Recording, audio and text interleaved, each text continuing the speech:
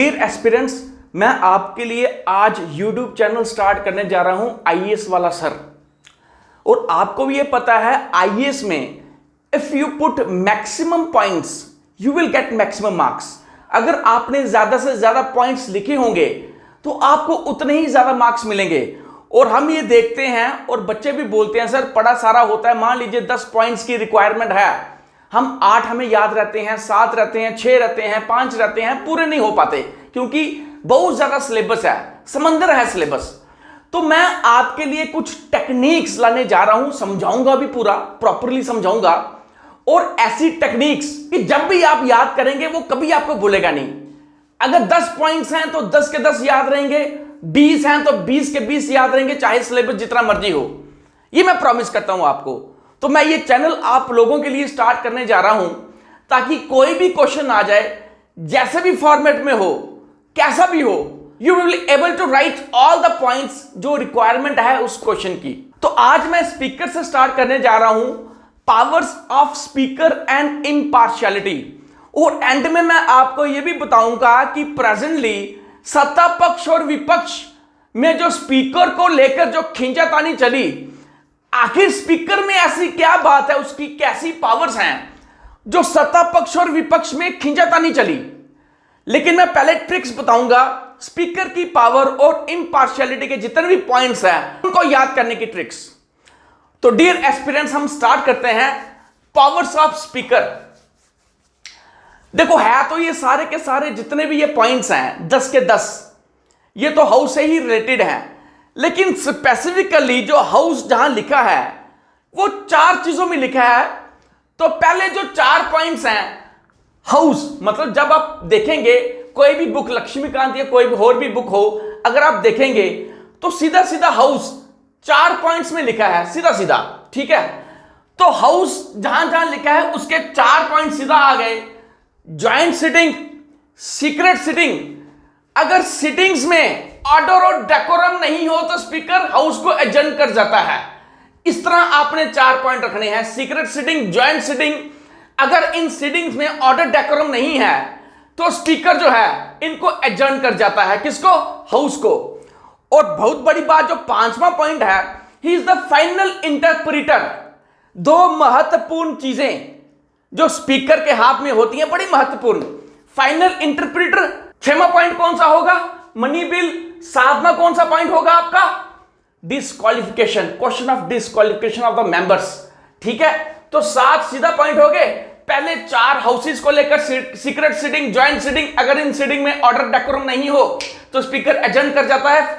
Next 5वां point final interpreter. 6वां 7वां कौन सा होगा? मनी बिल और क्वेश्चन ऑफ डिस्क्वालिफिकेशन को लेकर। और 8वां और 9वां आपका क्या होगा? एक्स ऑफिशियो चेयरमैन और चेयरमैन। चेयरमैन वर्ड दोनों में कॉमन है, एक्स ऑफिशियो चेयरमैन और चेयरमैन। और 10वां आपने याद रखना है, स्पीकर सिर्फ और सिर्फ जब टाई हो जाता है दोनों हाउसेस में तब अपना ये कास्टिंग वोट डालता है। ये तो कॉमन पॉइंट है, ये आपको याद रहेगा। और बाकी के 9 पॉइंट याद रखने का तरीका मैंने आपको बता दिया। अब इनको मैं समझाता हूं इन पॉइंट्स को लेकर। पहला आ जाता है सीक्रेट सिटिंग, मतलब जो leader of the house, leader of the house के कहने पे स्पीकर जो है वो हाउस में सीक्रेट सिटिंग बिठाता है। और जब वो सीक्रेट सिटिंग बिठा रहा होता है हाउस की गैलरी में, चैम्बर में, कोई अलाउ नहीं होता। हाउस की गैलरी, चैम्बर में कोई अलाउ नहीं होता। अगर कोई अलाउ होगा तो स्पीकर अलाउ करेगा बिना उसकी इजाजत। जब सीक्रेट सिटिंग हो रही होती है हाउस में, कोई भी वहां प्रेजेंट नहीं होता। दूसरा जो ज्वाइंट सिटिंग, जब किसी बिल में डेडलॉक हो जाए, लोकसभा और राज्यसभा को लेकर किसी भी बिल में जब डेडलॉक हो जाए तो प्रेसिडेंट ज्वाइंट सिटिंग बुलाता है। कौन बुलाता है? प्रेसिडेंट। और उसको प्रिसाइड करता है स्पीकर। Is that clear? किसी भी बिल को लेकर जब लोकसभा राज्यसभा में डेडलॉक हो जाए तो ज्वाइंट सिटिंग बुलाई जाती है प्रेसिडेंट द्वारा, उसको प्रिसाइड करता है स्पीकर। थर्ड, ऑर्डर और डेकोरम। ऑर्डर और डेकोरम मेंटेन करना स्पीकर की प्राइम ड्यूटी है हाउस में। ऑर्डर और डेकोरम मेंटेन करना स्पीकर की प्राइम ड्यूटी है हाउस में। स्पीकर हाउस को एडजर्न करता है। कब करता है? कोई भी हाउस चलाने के लिए, उसकी सिटिंग को प्रिसाइड करने के लिए, उसको चलाने के लिए एक quorum की जरूरत होती है, जो 1/10 ऑफ द मेंबर्स होते हैं। अगर 1/10 ऑफ द मेंबर्स नहीं है तो स्पीकर हाउस को एडजर्न कर देता है। Is that clear? अगर हाउस में 1/10 of the total members present नहीं है, speaker will adjourn the house. 5वां point, he is the final interpreter of the provisions of, कौन कौन से प्रोविजंस? कॉन्स्टिट्यूशन इनका फाइनल इंटरप्रेटर है। हालांकि सुप्रीम कोर्ट जो गार्जियन भी है, फाइनल इंटरप्रेटर है। तो वो जब सुप्रीम कोर्ट के चैप्टर में आपको पढ़ाऊंगा, वहां टेक्निक सिखाऊंगा, तो वहां आपको मैं पूरा इसको बताऊंगा। ठीक है? तो speaker final interpreter of the provisions of constitution, rules of procedure, conduct of business, इनका ये फाइनल इंटरप्रेटर है स्पीकर। Is that clear? आगे आ जाता है मनी बिल। मनी बिल में आपको भी पता है फाइनल पावर्स लोकसभा की होती हैं। जब लोकसभा से राज्यसभा मनी बिल जाता है तो 14 दिन का टाइम होता है, और 14 दिन के अंदर अगर बिल आ जाए ठीक, ना आ जाए तब भी वहां से प्रेसिडेंट के पास भेज दिया जाता है फाइनल असेंट के लिए। लेकिन उससे पहले उस पर स्टैंप लगती है, और स्टैंप जो होती है वो स्पीकर की लगती है, और स्पीकर की स्टैंप फाइनल होती है। अगर वो बोल दे किसी बिल को कि ये बिल मनी बिल है, तो इट मींस वो मनी बिल है। उस स्पीकर की पावर को कोई भी चैलेंज नहीं कर सकता।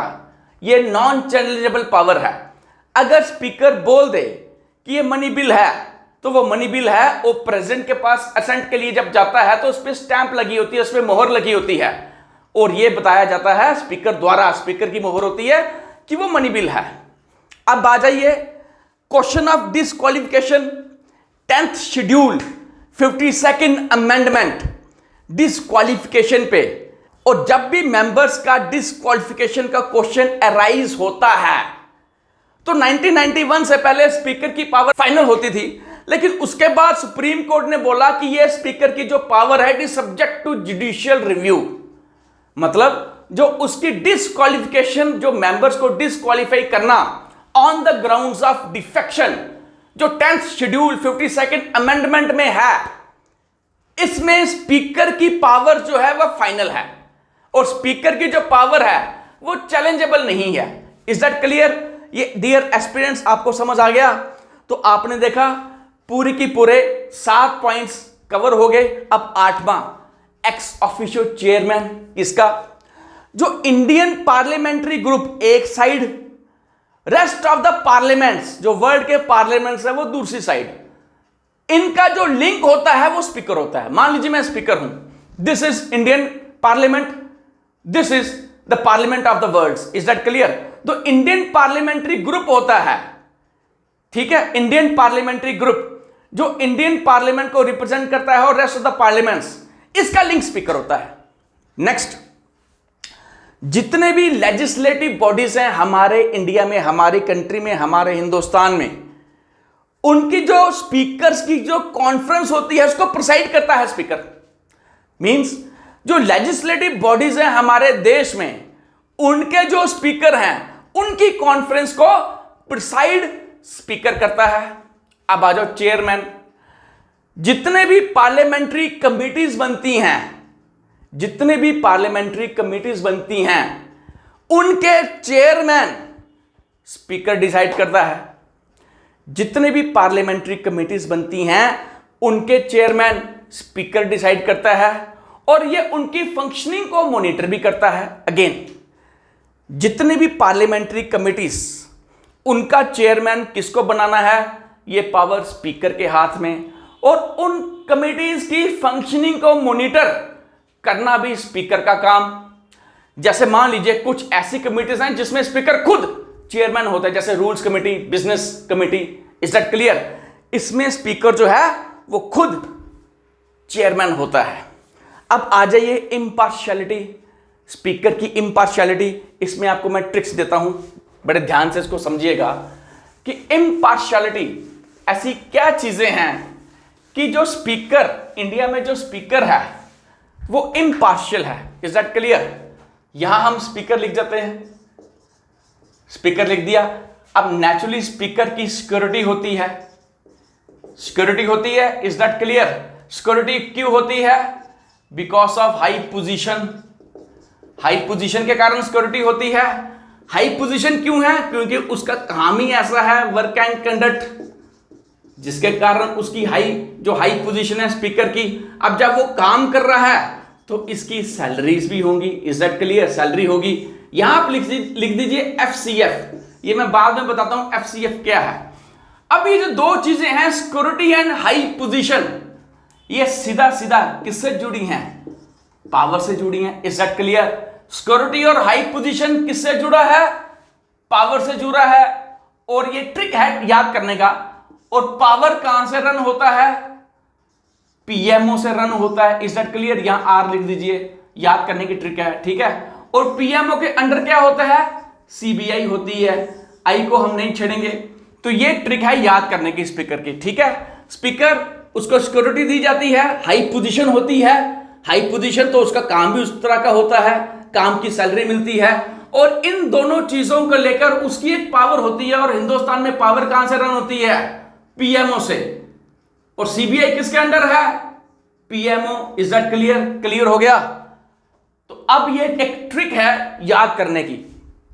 अब यहां से मैं आपको कैसे सिखाऊंगा? स्पीकर सिक्योरिटी ऑफ टेन्योर, ये पहला पॉइंट आ गया आपका, सिक्योरिटी ऑफ टेन्योर। अगर इम्पार्शियलिटी है, स्पीकर की इम्पार्शियल है, तो उसका एक सिक्योरिटी ऑफ टेन्योर है। मींस स्पीकर को रिमूव करना आसान नहीं होता।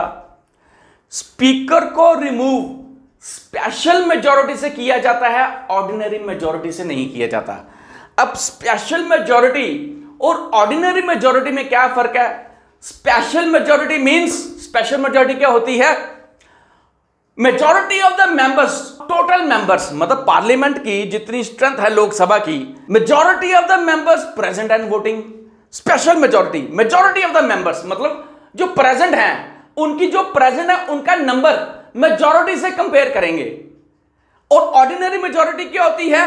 जो फिलहाल प्रेजेंट है, जो फिलहाल सिटिंग है, जो फिलहाल बैठे हुए हैं, वहां से ऑर्डिनरी मेजॉरिटी आती है, टोटल नंबर से नहीं आती। Is that clear? मान लीजिए 50 हैं, तो 50 की मेजॉरिटी क्या होगी? 25 + 1।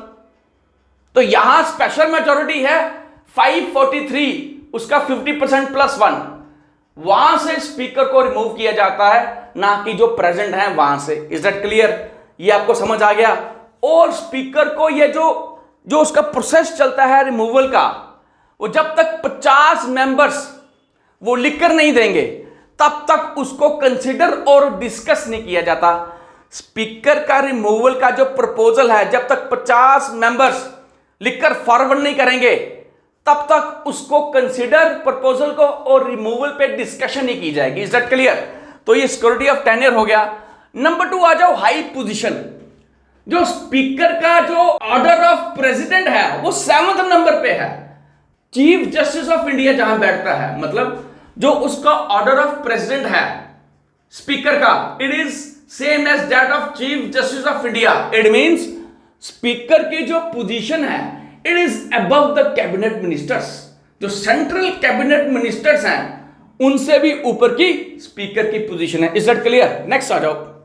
जो स्पीकर का वर्क और कंडक्ट है, ये पार्लियामेंट में ना डिस्कस होता है, ना इसको क्रिटिसाइज किया जाता। अगेन, स्पीकर का काम और उसका कंडक्ट पार्लियामेंट में डिस्कस और क्रिटिसाइज नहीं किया जाता। स्पीकर की जो सैलरी होती है, F means fix, CF means charge on consolidated fund of India. Is that clear? Speaker की सैलरी फिक्स होती है और charge on consolidated fund of India means ये नॉन वोटेबल होगी। Is that clear? अब आ जाइए, सिक्योरिटी और हाई पोजीशन से मैंने क्या बताया आपको? पावर, ठीक है। अब उसकी पावर क्या है? स्पीकर की पावर, ये RP इकट्ठा लेंगे, MO अलग, CB अलग, ठीक है। क्या है उसकी power? Rules, RP means rules of procedure, MO maintaining order, CB conduct of business. Again, RP rules of procedure, MO maintaining order, CB conduct of business. Is that clear? तो ये जो स्पीकर की जो पावर है, ये ऐसी power है जिससे उसको इम्पार्शियलिटी मिलती है। और एंड में यहां वो वाला पॉइंट फिर से आ जाएगा, जो उसका वोट जो होता है, जब टाई होता है तब वोट करना। और ये तब वोट क्यों करना, ये इससे इम्पार्शियलिटी दर्शाता है कि जब स्टार्टिंग में बहस हो रही होती है तब वोट नहीं करता, करने दो उनको। जब क्लैश हो जाए, जब बराबर हो जाए, जब पलड़ा जो है, जो तुला है, वो बिल्कुल बराबर रुक जाए, सुई उसके बीच में हो, तब स्पीकर वोट करता है। और उसका वोट करने का जो कारण रहता है, वोट क्यों करता है, किसी एक पार्टी को जिताने, उसके जिताने के उस मंसूबे से, उस मकसद से नहीं करता, to resolve a deadlock. Is that clear? To resolve a deadlock, तभी स्पीकर जो है वो कास्टिंग वोट वो डालता है। Is that clear? डेडलॉक को रिमूव करने के लिए, जिससे उसकी इम्पार्शियलिटी दर्शाई जाती है। अब दोस्तों, स्टार्टिंग में आपको मैंने बोला था कि स्पीकर के पद को लेकर सत्ता पक्ष और विपक्ष में इतनी खींचतान क्यों चल रही है, बड़ा महत्वपूर्ण। मैंने आपको क्या बताया, स्पीकर की क्या पावर होती है, मनी बिल, और दूसरा क्वेश्चन ऑफ डिस्क्वालिफिकेशन। आपने भी देखा है, और अकॉर्डिंग टू न्यूज, कि किस तरह जो पुरानी गवर्नमेंट रही है, मोदी गवर्नमेंट, किस तरह पार्टीज को तोड़ा। Is that clear? अगर स्पीकर अपना होगा तो जो क्वेश्चन राइज होता है कौन सा, डिफेक्शन को लेकर, तो वो सारा का सारा किसके पक्ष में डाल देगा स्पीकर, सत्ता पक्ष में। हालांकि स्पीकर बड़ा एक रिस्पेक्टेबल जॉब है, रिस्पेक्टेबल पद है, इस तरह कमेंट नहीं करना चाहिए। बट अब चूंकि क्वेश्चन राइज हुआ है, ये चीजें हुई हैं, और जब चीजें हुई हैं तो कमेंट भी बनता है। आप जो एस्पिरेंट्स हैं उनको भी समझ होनी चाहिए, आम जनता को भी समझ होनी चाहिए। जो इसकी जो पावर है स्पीकर की, कि क्वेश्चन ऑफ डिस्क्वालिफिकेशन, मेंबर्स को डिस्क्वालीफाई करना स्पीकर के हाथ में रहता है, on the grounds of defection, जो 10th शेड्यूल 52nd अमेंडमेंट में आता है। अगर स्पीकर सत्ता पक्ष का होगा तो क्या डिफेक्शन, डिस्क्वालीफाई होंगे जो टूट के आएंगे? नहीं होंगे, क्योंकि फाइनल पावर स्पीकर के हाथ में है।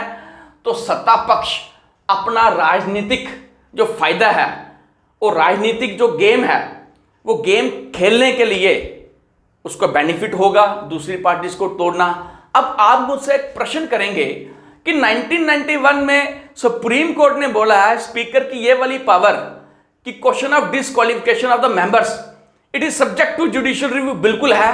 और आपको भी पता है हमारी कोर्ट्स में बड़े ज्यादा केसेस रहते हैं, बड़ा ज्यादा प्रेशर है, और एट द सेम टाइम इतने केसेस हैं, उनको निपटाते निपटाते काफी साल निकल जाते हैं।